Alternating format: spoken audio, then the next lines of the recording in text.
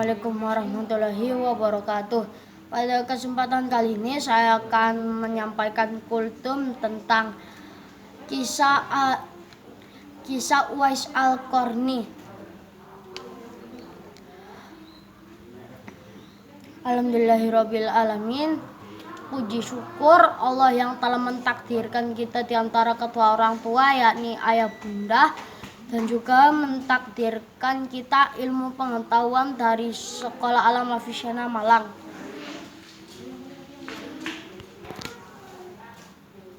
Salawat serta salam semoga tetap tercurah dalam Nabi besar kita, yakni Nabi Muhammad. Semoga kita kelak kita dapat berjumpa dengan beliau serta mendapatkan syafaat dari beliau.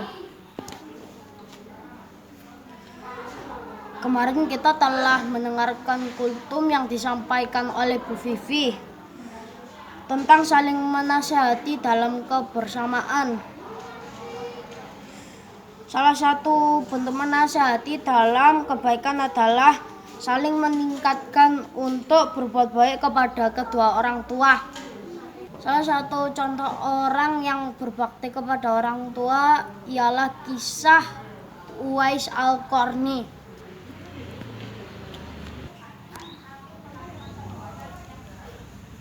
Uwais Al-Qarni hidup di Yaman bersama ibunya yang sudah tua dan lumpuh. Dan Uwais Al-Qarni selalu berbakti kepada ibunya dan mengabulkan permintaan ibunya. Namun ada satu permintaan yang belum terpenuhi dari ibunya, yakni mengantarkan ibunya dari Yaman ke Mekah. Kalau zaman sekarang itu kalian bisa dari Yaman ke Mekah naik pesawat 2 hingga 3 jam kalau lamanya. Tapi berbeda dengan zaman dahulu. Zaman dahulu itu orang-orang harus menaiki unta karena harus melewati padang pasir yang tandus dan panas. Namun karena Uwais Al-Qarni tidak punya uang atau miskin, dia tidak dapat membeli atau menyewa unta.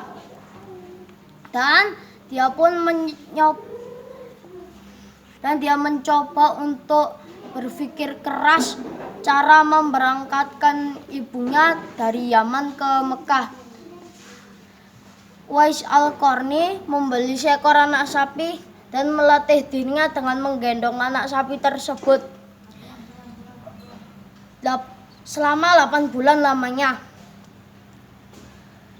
Hingga waktunya berangkat ke Mekah, tubuhnya Uwais Al-Qarni sudah terlatih. Uwais Al-Qarni menggendong ibunya dari Yaman ke Mekah. Dan sesampainya di sana, akhirnya Uwais Al-Qarni dan ibunya melakukan sholat di Mekah. Lalu Uwais Al-Qarni mengadakan tangan dan berdoa, "Ya Allah, ampunilah dosa ibuku dan masukkanlah ia ke surgamu." Ibunya Uwais Al-Qarni pun berdoa untuk dirinya sendiri juga. Namun Uwais Al-Qarni berkata, jika Allah mengampuni dosa ibu dan memasukkan ke jamin.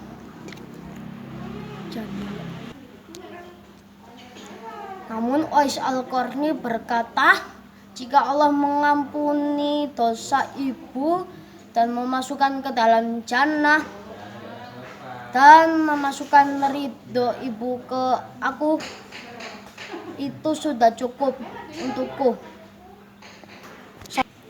Masya Allah ya teman-teman, bakti Uwais Al-Qarni sebagaimana sabda Rasulullah. Ridho Allah tergantung pada ridho orang tua dan murka Allah tergantung pada murka orang tua.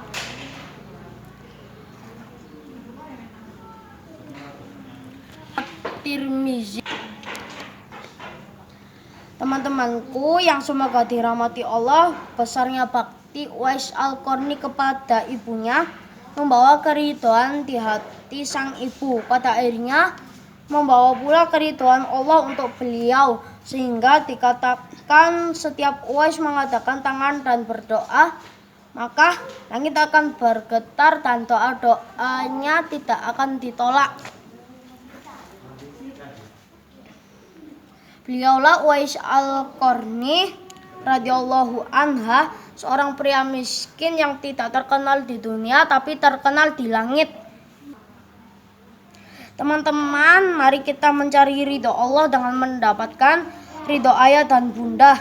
Sayangi dan hormati ayah dan bunda karena merekalah yang bisa tumbuh dengan baik. Bunda bersusah payah mengandung anak dan membesarkan kita. Ayah yang bersusah payah mencari nafkah untuk memenuhi kebutuhan kita. Teman-temanku yang semoga dirahmati Allah, besarnya bakti Uwais Al-Qarni kepada ibunya membawa keridhaan di hati sang ibu. Pada akhirnya membawa pula keridhaan Allah untuk beliau, sehingga dikatakan setiap Uwais mengadakan tangan dan berdoa, maka langit akan bergetar sehingga doa tidak akan ditolak.